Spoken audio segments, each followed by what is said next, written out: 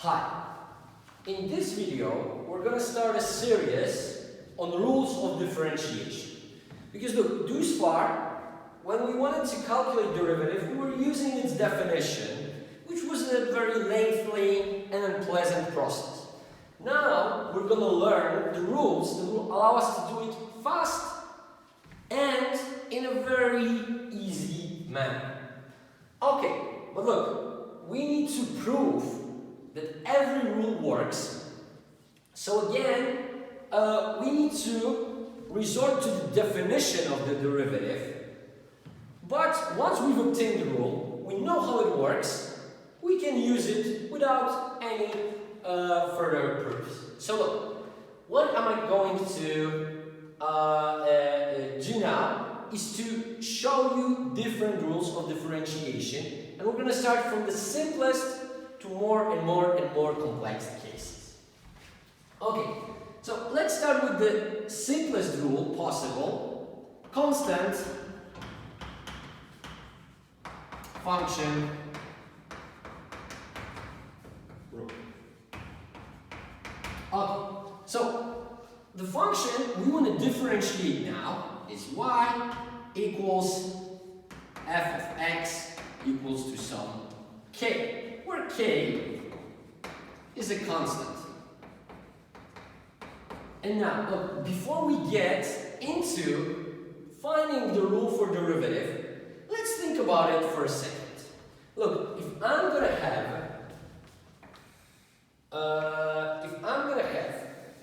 a constant function, I can easily draw it on the blackboard, right? This is a very simple case because this is going to a flat line parallel to horizontal axis, cutting through y-axis at k, right? This is the value of our constant.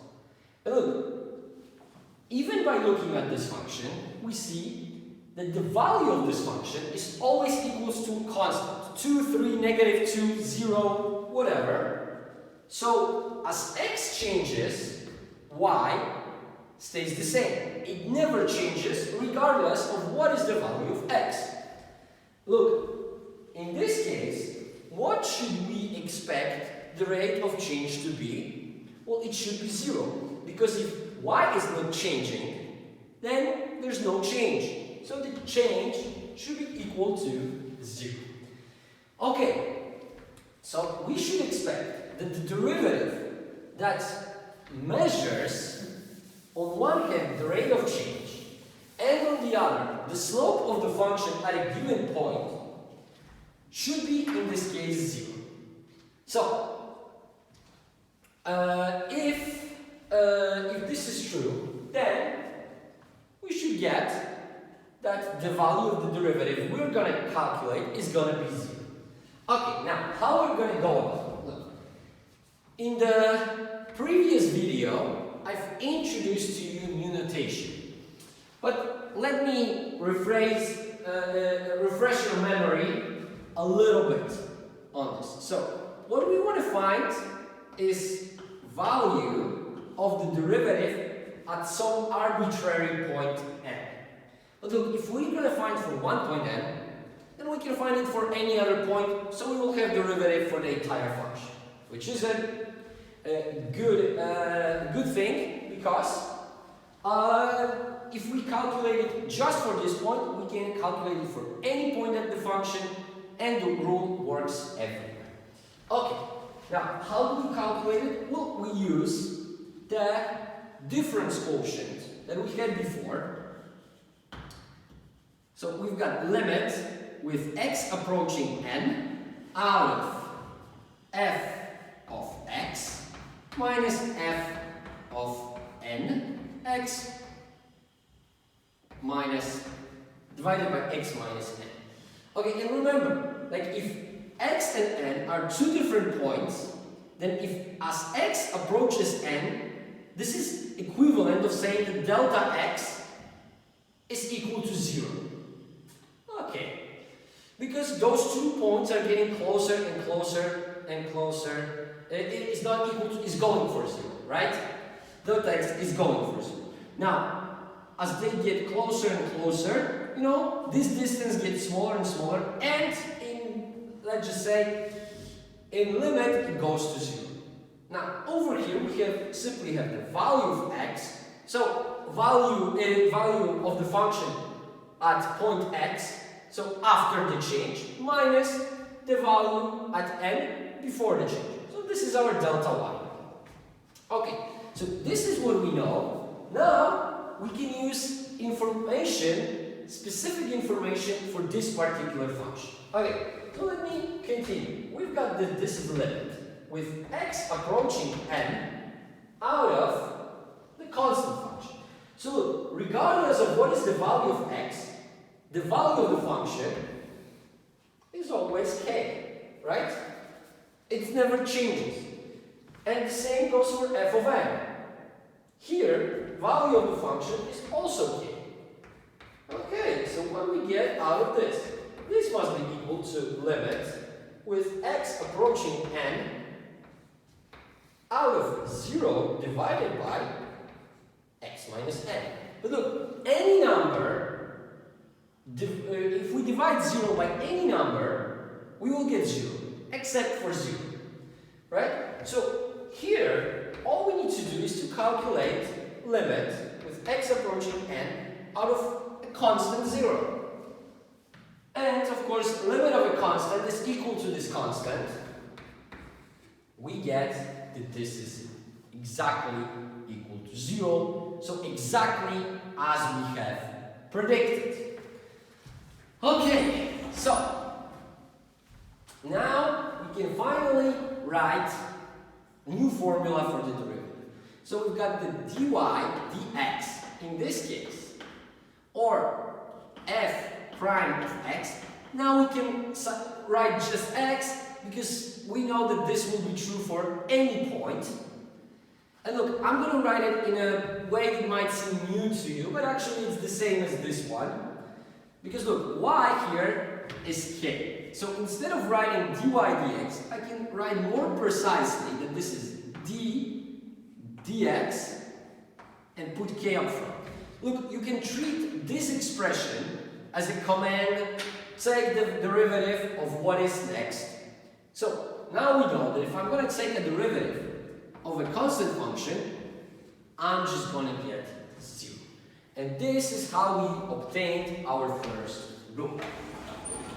Okay, so now let's make things slightly more complicated and let's move to power rule function.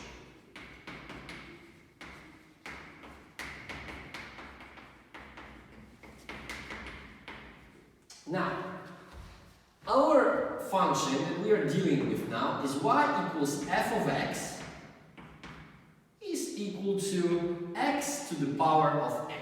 And to make things simpler, we restrain ourselves only to positive integers as values of n. So 1, 2, 3, 4, 5, and the following. But maybe this would be too much of a complication to start with. So let's start with the subcase, the simplest possible, that if n is equal to 1. If n is equal to 1, then this function is y equals f of x equals x. Okay, again, before we go to the differentiation, let's figure out what is the value of derivative without any proofs. Okay, if I want to draw this function, all I need to do is draw a straight line through the origin with the angle 45 degrees.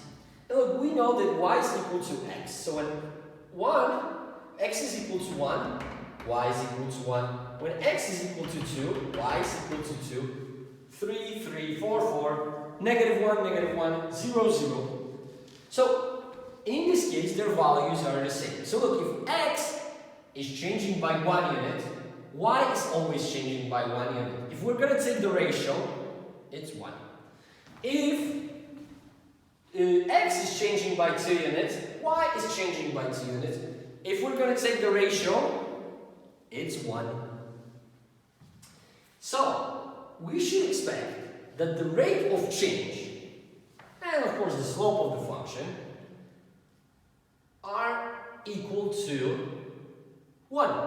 So this is the result that we are expecting to get. Okay, but of course we need to prove that this is true. Okay, so we again start by writing f prime of n is equal to. And now we find that this is a limit with x approaching n, again out of f of x minus f of n divided by x minus n. This is the definition of the derivative. Okay, let me erase that because this is probably going to be a little bit longer. Well, no, not necessarily. Look, again, we will use the specific form of the function and replace everything in the numerator. So we got that this is a limit with x approaching n out of, and look, if y is equal x, so f of x is equal x, then over here, if we calculate it at point x, it must be equal to x. And then, if we do the very same thing at point n, it will be equal to n. If I'm going to take x minus n, and again divided by x minus n, those are going to cancel each other out. And I'm going to end up with having to calculate limit with x approaching n out of 1. Limit of a constant is the constant itself. So the limit is equal exactly to 1. And exactly the same outcome that we predicted using the logics, reasoning, and looking at the graph. Okay, so the second rule that we are getting from this is that dy dx for the constant, for the linear function y equals x, so f prime of x, which we now can write as d dx out of x, is equal to 1. So now we have two rules. As you see, they are giving us very, very simple outcomes. So now, with the knowledge we've obtained thus far, let's move to more complicated case of power function. We will still be dealing with power function rule, but now we can let n be number like 2, 3, 4, 5, and so forth. Okay, and look, as you see, every time when we calculate a limit, we are dividing by x minus n. But this is not everything. Look, if I'm going to substitute x in x of n, if I'm having function f of x here, and then the value is going to be x to the power of n. Here, n to the power of n for f of n. So maybe we should start thinking how much is x to the power of n minus n to the power of n divided by x minus n. And look, but this is maybe not very easy to realize from the beginning, but maybe let's just start with the simpler cases. So look, if I have x to the power of 2 minus n to the power of 2 divided by x minus n, well, we can easily see that this is the same as x minus n times x plus n divided by, now x minus n, those two cancel each other out, and we get x plus n. Okay, that was easy. We all know this one. Let's go a little bit harder case. So what if we have x to the power of 3 minus n to the power of 3 divided by x minus Look, x minus n to the power, x to the power of 3 minus n to the power of 3 is the same as x minus n times x squared plus xn plus n squared divided by x minus n. Okay, so how, look, I know that now it is really easy to just say, yeah, of course, those two cancel each other out, and it's equal to x squared plus x times n plus n squared. But look, let's observe the pattern of what has happened. Look, here we have x squared minus xn, and we have x plus n. Now, when we have x to the power of 3 minus n to the power of 3, we've got x squared, 1 power less than this, n squared, 1 power less than this, and the combination of the two in even lower powers. So, maybe this is a way to go. Let's try another one. Okay, so we've got now x to the power of 4 minus n to the power of 4. Let me get it higher. Divided by x minus n. Okay, I hope now we can predict what is going to be the new outcome over here. Well, first, we need to have an expression with x with 1 power, that is 1 power lower, right? Then, what we're going to have? There's going to be expression with even 1 power lower,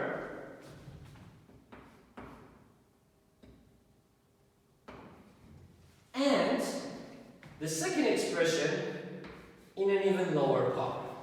But look, now the powers of n should be increasing and powers of x should be decreasing. So now we will have x to the power x times n to the power of 2 and then plus n to the power of 3. And look, actually this pattern is seen here everywhere, but how you can look at this? Look, here is like you have n to the power of 0, then x to the power of 1, n to the power of 1, n to the power of 2. Here look, we've got n, of course, times x to the power of 0, which is 1. And here, we've got x to the power of 3 times n to the power of 0. Then look, power on x drops, power on n increases, power on x drops, power on n increases. Then here we would have n to the power of 3 times x to the power of 0. So look, this pattern is consistent and it's going to be repeating, doesn't matter how big the n gets. Okay. So I think now we are almost ready to deal with the power rule. Okay, now remember, in the power rule, our function is going to be y equals f of x equals to x to the power of n, right? So this is the expression for which we will need to calculate this. So we will have x to the power of n. But now look. Let me just show you one last thing. How many terms do we have here? 2 terms. Right? 1, 2. Here, 1, 2, 3. And how many do we have here? 4 terms. So, on one hand, we know how x's and n's and their powers are changing. And we know that the number of terms each time increases by 1. Okay, so finally we are ready. Finally, we are ready to deal with the rule. For x power of n minus n to the power of n divided by x minus n. Okay, how much is this? Look, first we should have x to the power of n minus 1, right? 1 power lower, times n to the power of 0. But this is 1, so we don't write. Then we should have x to the power of n minus 2 times n to the power of 1. Then we would have x to the power n minus 3 times n to the power of 2. So look, each time power of x decreases and power of n on n increases. So the next one would be x to the power of n minus 4 times n to the power of 3. And look, finally we would reach the point where the situation would be reversed. So power on n would be very big, on x would be very small, and power on n would be very big. So for example, here we would have x squared, and look, if here we have x squared, then we need to multiply it by n to the power n minus 3. Then we would have x times n to the power n minus 2. And then we would end up by x to the power of 0 times n to the power n minus 1. And look, this is the result that we are having. Now, the question is, how many terms do we have here? Look, we know they are always increasing by 1, but this is not everything we need. We can notice that when we have x squared minus n squared, 2 terms, x squared minus n cubed, x cubed minus n cubed, 3 terms, x to the power of 4 minus n to the power of 4, 4 terms. So how many terms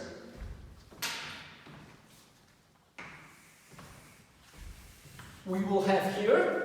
Well, here, because there's power of n, we must have n terms. And now, knowing all of this, we are finally ready to deal with the case where we need to find the power. Okay, so now again we start f prime of n equals to limit with x approaching n out of f of x minus f of n divided by x minus n. And now look, again, all we need to do is to now substitute the specific form of the function and into it put the 2 values. So we get that this is the limit with x approaching n out of x to the power of n minus n to the power of n divided by x minus n. Okay, but look, now that we know this, and now that we know that what we need to calculate limit of, we can make this into a simpler expression using this formula. We know that those two are equal to one another. So, look, what we have over here is limit with x approaching n out of x to the power n minus 1 plus x to the power n minus 2 times n plus, and we would end up at x to the power n minus 2 plus n to the power n minus 1. Okay, and look, now we should also remember that limit of a finite sum of functions is equal to limit of a sum. Okay, it is sum of the limits, right? So using this rule on calculation of limits, I can rewrite this expression for derivative as limit with x approaching n out of x to the power n minus 1 plus limit with x approaching n out of x to the power n minus 2 times n plus, we would have more expressions of this form, and then we would end up with limit with x approaching n out of x times n to the power n minus 2 plus limit with x approaching n out of n to the power n minus 1. Okay, so this already seems easier, but let's remember another rule that we know. Look, this another rule, okay, I'm not going to be using power rule for limits over here and over here, just because we also know the limit of a product is equal to product of a limit as long as we have finite number of functions, and we always have 2, so it is not a problem. And look, we know that as x approaches n, and function is a power function, then this expression turns into n to the power n minus 1, right? All we need to do is to just substitute n. And the same over here. We would have x n to the power n minus 2. Over here, we would just have n, right? And of course, those expressions with n are not changing. And here, of course, nothing changes. Okay, so look, now we have calculated all those expressions, so what do we get?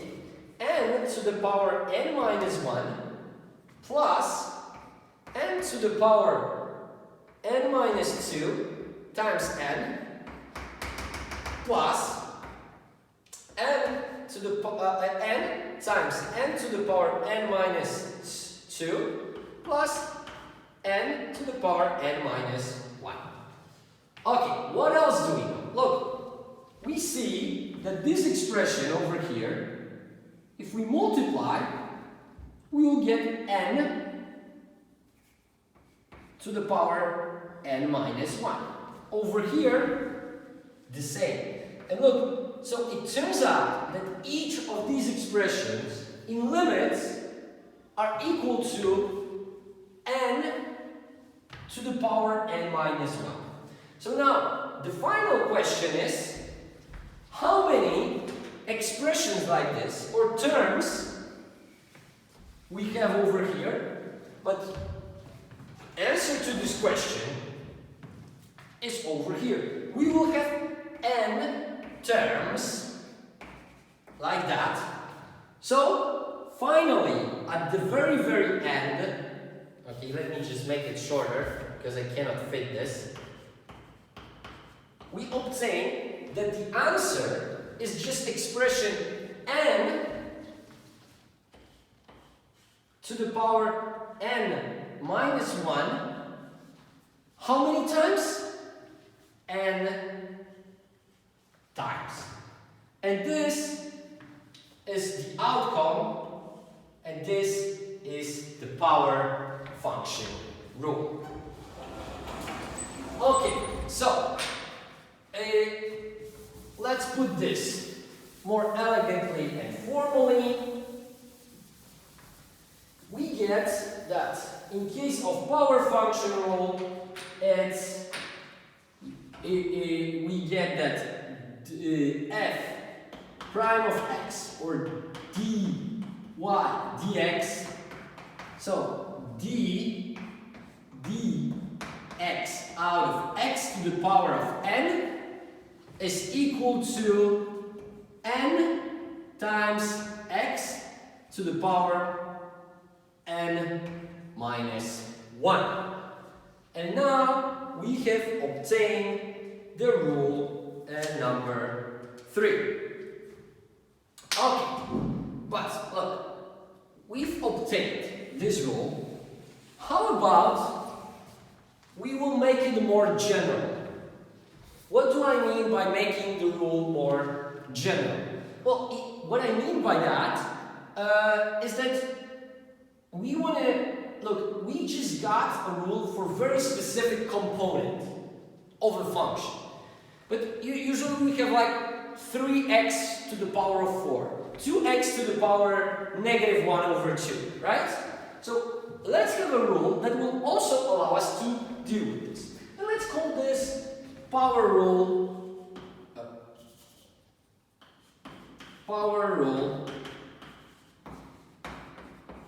generalization.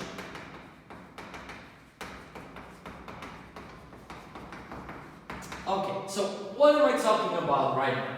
Well, let's just say that we've got a function y equals f of x, and this is equal to c times x to the power of n, where c is some coefficient, or in other words, c is a constant.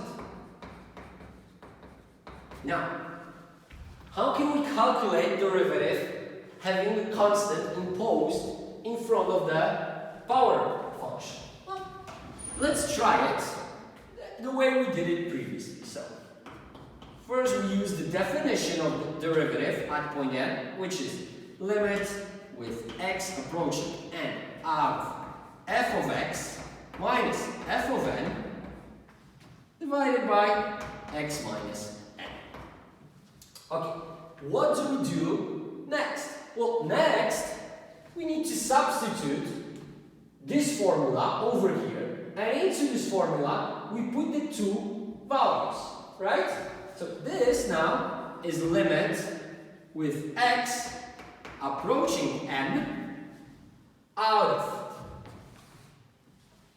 c times x to the power of n minus c times n to the power of n divided by x minus n. Okay, but look, this c is both here and here, so I can write this differently, and we've got that this is the limit with x approaching n out of c times x to the power of n minus n to the power of n over x minus n. Now, because this is a limit of a product, it is equal to product of two limits.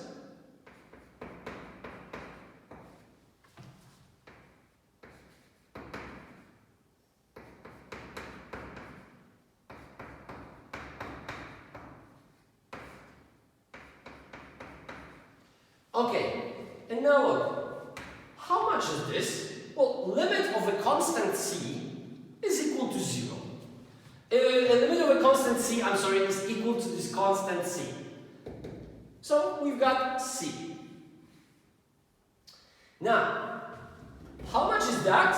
Well, we've spent a lot of time calculating it over here. So let's just not do it for the second time. Let's just substitute the result. And this is the result that we got. Derivative of the form in this case is c times n to the power n minus 1. Okay, so how can we write generalization of the power rule? In this case, derivative out of c times x to the power of n is equal to c times n times x to the power n minus 1. Okay, so now we are getting ready to be able to actually calculate, to actually do some examples. But look, again, this function here is not very interesting because this is usually just one of the components in some longer function. So now let's try something a little bit different.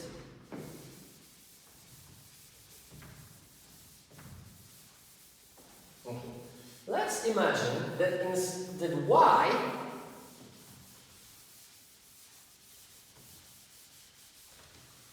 y this time is equal to some different function, z of x. And look, z is made out of two different functions.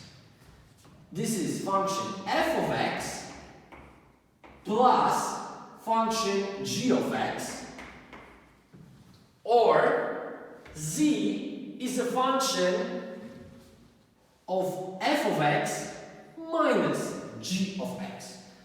Well, we could do these two separately, but the result would be the same, so there's no point, right? Okay, so now, how do we approach a problem like this? Look, so now what we are finding here is z prime of n, which is given as a limit with x approaching n out of z of x minus z of n divided by x minus n. But look, again, we know that z of x is equal to this, and z of n would be the same expression as those, but with n inside. So let's write it like this. So we've got that this is limit with x approaching n out of f of x plus minus g of x minus f of n. Here would be minus plus g of n. Why like that? Because look, minus is in front of the entire expression. So where it used to be plus, now it's going to be minus. Where it used to be minus, it's going to be plus. And we divide this whole thing by x minus n. Okay, so what can we do next? Look, what I want to do over here is to organize these expressions that you see over here in a different order, which is permitted because we can add and subtract in any order we want. So let's do it. We will have limit with x approaching n. And look, the first component I want to have is what we're gonna get if I'm gonna do nothing here. I'm just gonna take this and move it up front, right? So we're gonna have then f of x minus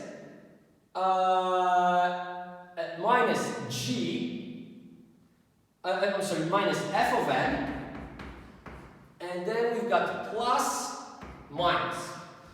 Okay, and look, now we've got this plus minus over here, we've got this minus plus over here, and look, now I will have this expression that we've got over here next, g of x, and oh yeah, so here should be here should have been no, it was okay. Okay, so now the only thing we are missing over here is this expression that we had minus plus g of n, right?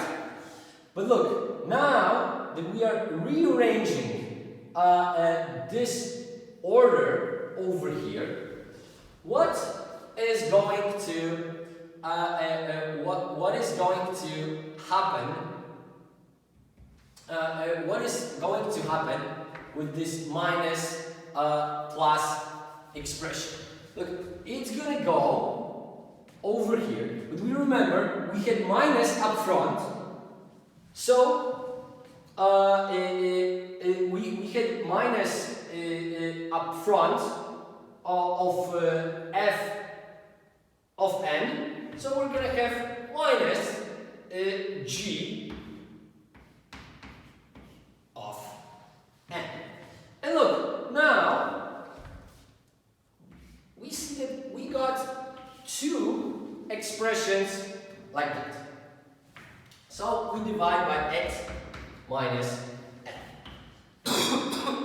Sorry. Okay, let me just explain one thing.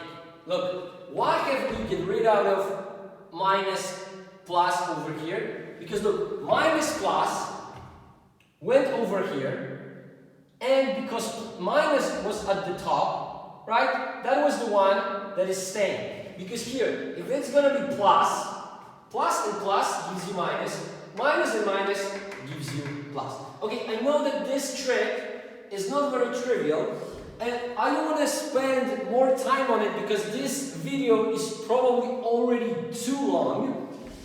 Just remember that. Look, here we had minus in front of the entire expression, right?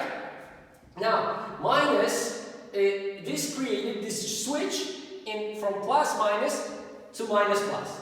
Now, again, when I'm putting plus minus in front of the entire expression, over here, I'm going to have minus inside. Okay, the next thing we can do with this is I can divide it into two separate fractions, right? So we've got that this is limit with x approaching n out of f of x minus f of n divided by x minus n plus minus, then we've got g of x minus g of n divided by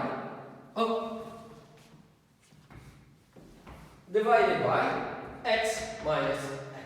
Of course, remember, limit is on the whole thing. But what do we know? What else do we know? Look, limit of a sum or limit of a difference is equal to sum of two limits or difference of two limits. So I can write it as limit with x approaching n out of f of x minus f of n divided by x minus n plus minus limit with x approaching n out of g of x minus g of n over x minus n.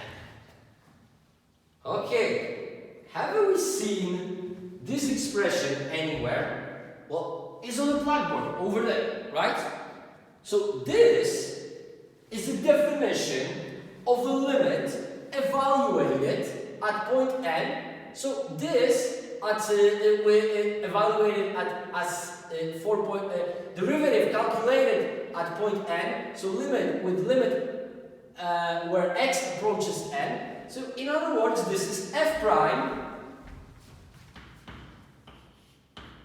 of n. Then we've got plus minus. And look, the only difference between this expression and this is that here we have another function, g, not f. So this is going to be g prime of n. And now, what we have proven, actually, is that derivative of the sum or a difference of two functions is equal to the sum or a difference of two derivatives. Okay, and look, now we've obtained one last rule that can actually help us to deal with different examples and different problems with wide variety of polynomial functions. Okay, so let's start with a function like this. Let's just say that y is equal to x to the power of 6 plus 5x to the power of 3 plus 2x to the power of 1 over 2 plus 3x to the power negative 1 over 4 plus 4x to the power negative 1 plus 2x minus 7. Okay. So, let me just, before we start, summarize all the rules that we've obtained. We've obtained the derivative of a constant function is equal to 0. Derivative of just x is equal to 1. Derivative of x to the power of n is n times x to the power n minus 1. Then we've obtained that derivative of c times x to the power of n is equal to c n x to the power n minus 1. And then we've obtained the derivative of the sum or a difference of two functions is equal to the sum or a difference of two derivatives. And look, first rule, when we are going to be calculating dy dx over here, is actually the last rule. Because look, what the last rule is helping us. You know what? Let's make minus somewhere, like here and here, to make it more interesting case. Okay, look, the last rule is telling us that we don't need to calculate derivative of this entire expression at once. All we can do is to calculate derivative of each of these separate expressions alone, and then just put the right sign in front of it. Okay, so now let's get to differentiation. Now, in the first case, we're going to use power rule. And look, what is this power rule telling us? We should, if we have case x to the power of 6, I should get this 6, put it up front, and subtract 1 from the power. So what am I going to get? This is going to be 6x to the power of 5. Okay, then here I need to use this rule. But this rule simply says keep the c still up front, put the power up front, and subtract 1 from the power. So look, what am I going to do is to take this 3, I'm going to put it here. So there's going to be 3 times 5, and from 3, I'm going to subtract 1. What am I going to get out of this? 15x squared. Okay, again, over here, we can use power, right? This case. So what am I going to do here? Put 1 over 2 over here, multiply, and subtract 1 from the power. What am I going to get? This is 1 over 2 times 2 is 1. So we just get x to the power negative 1 over 2. Okay, again, over here, we've got a function. Again, we've got the same type of expression. What are we going to do? I'm going to put this negative 1 over 4 up front. So look, what is happening here is 1 over 4 is here, and minus turns into a plus. So over here, we have 3 over 4 times x to the power negative 1. And of course, we subtract 1 from this to the power negative 5 over 4. Okay, I hope you can see what is going to happen next. Now, this goes up front, right? So plus turns into a minus. Here I'm subtracting 1. I'm getting that this is negative 4x to the power negative 2. Okay, and here, look, derivative of x is 1. We have a constant up front. What we're going to end up with here is just 2. And finally, derivative of a constant is 0. So derivative of here of every constant every time is 0. So we are just dropping this component. Okay, let's try one more function, and I think this should be enough. You will be practicing this during workshops way more. Okay, so let's just say that now we have 3x to the power of 7 minus